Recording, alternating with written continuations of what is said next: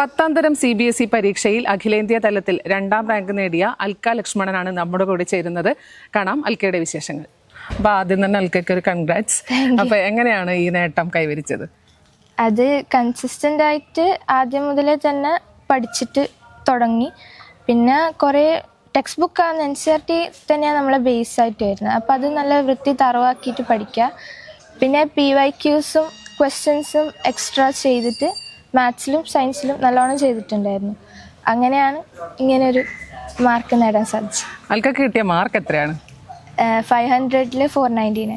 അപ്പോൾ ഒരു മാർക്കിൻ്റെ നഷ്ടം എവിടെയാണ് സംഭവിച്ചത്? സയൻസിൽ. അപ്പോൾ ഇത്രയും കാലം ട്യൂഷന് പോയിരുന്നോ? എങ്ങനെയാണ് പഠന രീതി? ഇല്ല, ട്യൂഷൻ ഞാൻ പോയിട്ടില്ല. നമുക്ക് ഡൗട്ടൊക്കെ വരുമ്പോൾ ജസ്റ്റ് ടീച്ചേഴ്സിനോട് തന്നെ ക്ലിയർ ചെയ്യും. പിന്നെ ഓൺലൈൻ യൂട്യൂബിലൊക്കെ ചെറുങ്ങനെ ക്ലാസ്സൊക്കെ ഉണ്ടെങ്കിൽ അത് ജസ്റ്റ് ഒന്ന് കാണാം. എങ്ങനെയാണ് പഠിക്കുന്ന സമയം? രാത്രിയിലാണോ അതോ രാവിലെയാണോ? സാധാരണ എല്ലാവരും പറയല് രാവിലെ എണീച്ചിരുന്ന് പഠിച്ചാലാണ് കൂടുതൽ മനസ്സിലാവുക. അപ്പോൾ അൽക്കയുടെ പഠന സമയം എപ്പോഴാണ്? അങ്ങനൊരു ടൈമുണ്ട്. അതായത് വൈകുന്നേരം ഒരു 7 to നൈറ്റ്. ഇടയ്ക്ക് ഓരോ ദിവസം ഡിപ്പെൻഡ് ചെയ്തിരിക്കും. എക്സാംസ് ഒക്കെ ആണെങ്കിൽ കുറച്ച് നല്ലോണം രാത്രി ഇരിക്കും. അത് ഫസ്റ്റിൽ അങ്ങനെയായിരുന്നു. പിന്നെ ലാസ്റ്റ് എക്സാം ടൈം ആയപ്പോൾ രാവിലെ ആയിരുന്നു എണീറ്റിരുന്നത്. അപ്പോൾ അൽക്ക ഒരു പഠിത്തത്തിൽ മാത്രം ഒതുങ്ങി നിൽക്കുന്ന ഒരു വ്യക്തിയല്ല. ഡാൻസ്, പാട്ട്, അതുപോലെ എക്സ്ട്രാ കരിക്കുലർ ആക്ടിവിറ്റീസിൽ എപ്പോഴും ആക്റ്റീവായി നിൽക്കുന്ന ഒരാളാണ്. അപ്പോൾ അതിനെപ്പറ്റി എന്താണ് പറയാനുള്ളത്? പാട്ടിലും ഡാൻസും ക്ലാസ്സസിന് പോകുന്നുണ്ട്, പ്രോഗ്രാംസിനും പോയിക്കൊണ്ടിരുന്നു. പിന്നെ 10th ആയപ്പോൾ ജസ്റ്റ് ഒന്ന് ഒരു ഹാഫ് ഇയർലി എക്സാം ആ ഒരു ടൈം ആയപ്പോൾ ഞാൻ ജസ്റ്റ് സ്റ്റോപ്പ് ചെയ്തിട്ടുണ്ടായിരുന്നു സ്റ്റഡീസിൽ കോൺസെൻട്രേറ്റ് ചെയ്യാൻ വേണ്ടിയിട്ട്. ഇപ്പോൾ ആദ്യം സ്റ്റാർട്ട് ചെയ്തിട്ടുണ്ട്. അപ്പോൾ എന്താണ് അൽക്കയുടെ ലക്ഷ്യം? എനിക്ക് എൻജിനീയറിംഗ് ആണ് താല്പര്യം.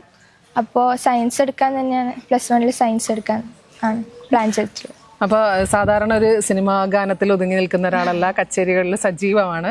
അപ്പോൾ പാട്ടിനെ എങ്ങനെ കൊണ്ടുപോകാനാണ് താല്പര്യം? പാട്ട് ക്ലാസ്സസിന് പോകുന്നുണ്ട്. അത് കണ്ടിന്യൂ ചെയ്യണം എന്ന് തന്നെയാണ് ആഗ്രഹം.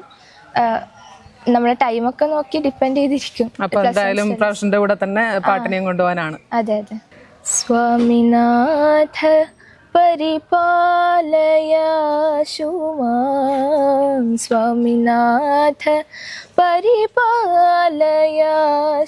മാം, സ്വപ്രകാശ വല്ലീശ ഗുരുഗുഹദേവസേനേശ, സ്വാമിനാഥ പരിപാലയാശു മാം, സ്വപ്രകാശ.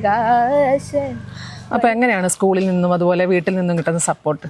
സ്കൂളിൽ ഞാൻ ചിന്മയ വിദ്യാലയ പയ്യന്നൂരിലാണ് പഠിക്കുന്നത്.